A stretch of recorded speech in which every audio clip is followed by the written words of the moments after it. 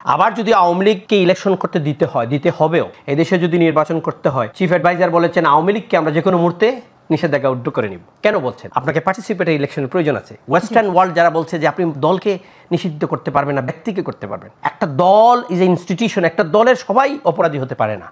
এখানে যারা সবাই আছে তার মধ্যে একজন দুইজন আমরা অপরাধী হলে সব এই ফ্লোরের সবাই অপরাধী হয় না, কিন্তু সেটা ওনারা করতে চাচ্ছিলেন, এখন বলছেন না, হবে না।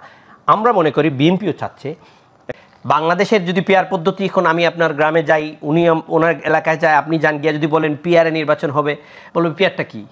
পিআরটা বোঝানোর জন্য এদেশের মানুষকে সময় লাগবে না? এই কথাটাই আমি বলছিলাম যে আসলে পিআর পদ্ধতি চালু করার যে দাবিটা, এটা বাস্তবে কতটা সহজ বা কতটা জটিল, এটা প্রয়োগে কি কোনো ধরনের আইনি পরিবর্তন দরকার? আমি জটিল বলে দিই আপনাকে, তারপরে ভালোটাও একটু বলবো। জটিলটা হলো মানুষ তার ক্যান্ডিডেট চিনবে না, কাকে ভোট দিবে। যদি আপনার গোপন ব্যালটের মাধ্যমে পিআর সিস্টেম করা হয়, দল প্রার্থী দিয়ে নির্বাচন কমিশনে দিয়ে পাঠিয়ে দিবে, ওইখান থেকে সিরিয়াল অনুযায়ী কে কোন জায়গায় হবে। আপনি ভোট দিবেন সিলেটে, উনি এমপি হবেন পটুয়াখালীতে। আপনার এমপি আপনি চয়েস করতে পারবেন না ডাইরেক্ট পিআরে। তাহলে কি জনগণের দ্বারা জনগণের সঠিক প্রতিনিধিত্বকারীটা তো মানে সিলেক্ট করা হচ্ছে না। এটাই সবচেয়ে বড়। দ্বিতীয় হলো বাংলাদেশের 5 বছর সরকার থাকার কথা, এই সরকারটা প্রতি বছর একবার পড়বে। কারণ পিআর যখন হয়ে যাবে প্রপোর্শনাল রিপ্রেজেন্টেশনে 40% ভোটও যদি বিএনপি পায় বা একটা জেড পার্টি পায়, তাহলে 120টা হয়, 31 সিট কিন্তু এখানে কম থাকে একটা সরকার ফর্ম গঠন করার জন্য। তখন এই দলগুলোকে আরেকটা দলের সাথে গিয়ে লিয়াজা করতে হবে। এদের অযৌক্তিক দাবি মানবে না, সরে যাবে, সরকার পড়ে যাবে। প্রতি বছর একটা সরকার পড়বে, 5 বছর 5টা সরকার চলে যাবে। আপনি পিআর পদ্ধতি করার আগে ফর্মুলাতে বলেন না কোন ফরম্যাটে করবেন, অর্ধেক করবেন না পুরাটা করবেন। যেমন নেপালে কিন্তু 50% পিআর, বাংলাদেশে কোন ফরম্যাটে করবেন? আপনি তো সেই ফরম্যাটটাই এখনো ফাইনালাইজ করেন নাই।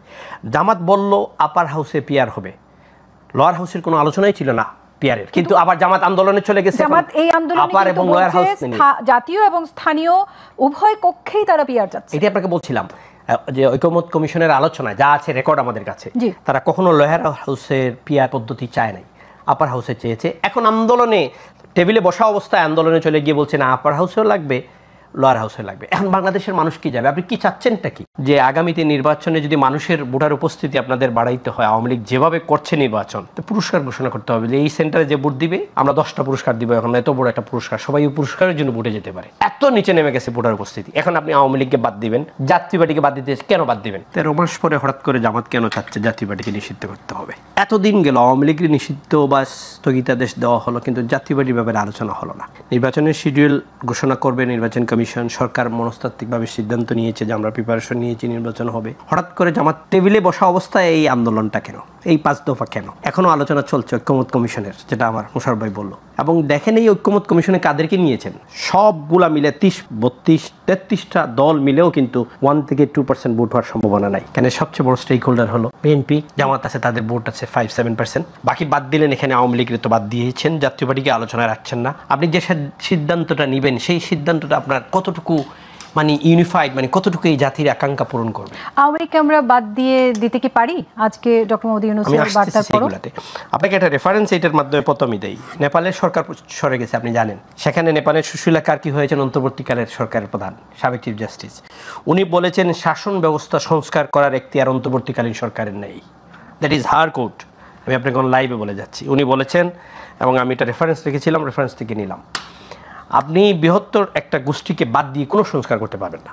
বৃহত্তর গোষ্ঠীর নেতাদের বিচার করতে পারবেন, ক্রিমিনাল অফেন্স যারা করেছে, রাষ্ট্রীয় ব্যবস্থা যারা মিসইউজ করেছে, তাদের সবাইকে বিচার। বিএনপিও বলছে, আমরাও বলছি, পুরো এই গোষ্ঠীটাকে আপনি বাদ দিয়ে যদি ফেলেন, গ্রামের খেটে খাওয়া মানুষ 4 জেনারেশন আছে, সেই রাজনীতিক বুঝে না, ইলেকশন আসলে ভোট দিতে যায়, তাকে আপনি বাদ দিবেন কেমনে? সে তো তখন আপনি ইলেকশনে যাবে না। যে ইলেকশনের ব্যাপারে আমি মোশাররফ ভাইরে আমরা বলেছি যে আগামীতে নির্বাচনে যদি মানুষের ভোটার উপস্থিতি আপনাদের বাড়াইতে হয়, আওয়ামী লীগ যেভাবে করছে নির্বাচন, তো পুরস্কার ঘোষণা করতে হবে যে এই সেন্টারে যে ভোট দিবে আমরা 10টা পুরস্কার দিব। এখন এত বড় একটা পুরস্কার, সবাই এই পুরস্কারের জন্য ভোটে যেতে পারে। এত নিচে নেমে গেছে ভোটার উপস্থিতি। এখন আপনি আওয়ামী লীগকে বাদ দিবেন, জাতীয় পার্টিকে বাদ দিতে কেন বাদ দিবেন? জাতীয় পার্টি 14 নির্বাচন করেছে, জাতীয় পার্টির এই নৈতিকভাবে এটার জন্য আপনি বলতে পারেন এটা ফৌজদারি অপরাধ না। নির্বাচনে যাওয়া যেমন ফৌজদারি অপরাধ না, নির্বাচন থেকে বিরত থাকা ফৌজদারি অপরাধ নয়। এটা আপনাকে মাথায় রাখতে হবে, আইনগতভাবে কোনো বাধা নেই। দ্বিতীয় হলো 18 নির্বাচন, সেখানে আমার বন্ধুবর বিএনপি গিয়েছে, জামাতে তাদের প্রতীক ছিল না, জামাত আপনার দানের শীষ নিয়ে নির্বাচন করেছে। বাংলাদেশের সব রাজনৈতিক দল, যিনি পাকা দিয়ে বাতাস দিচ্ছেন, পীর সাহেব ওনার দলও, সবাই নির্বাচন করেছে।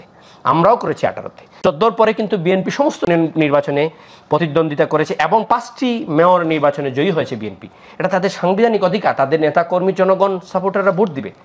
24-এ 28টি দল নির্বাচনে অংশগ্রহণ করেছে। এখন জাতীয় পার্টির পিছনে লাগছেন কেন? 28টি তো নিয়ে আসতে হবে। যারা যে 28টা নির্বাচন করেছে এই 24-এ, বিএনপির সালাউদ্দিন সাহেব স্থায়ী কমিটির সদস্য বলেছেন তো জাতীয় পার্টি কেন, এখানে তো আরো 28টি দল আছে। আপনি এখন এই সবাই বাদ দিয়ে নির্বাচনে একটা পেঁচাল বাজাইতে চাচ্ছেন জামাত।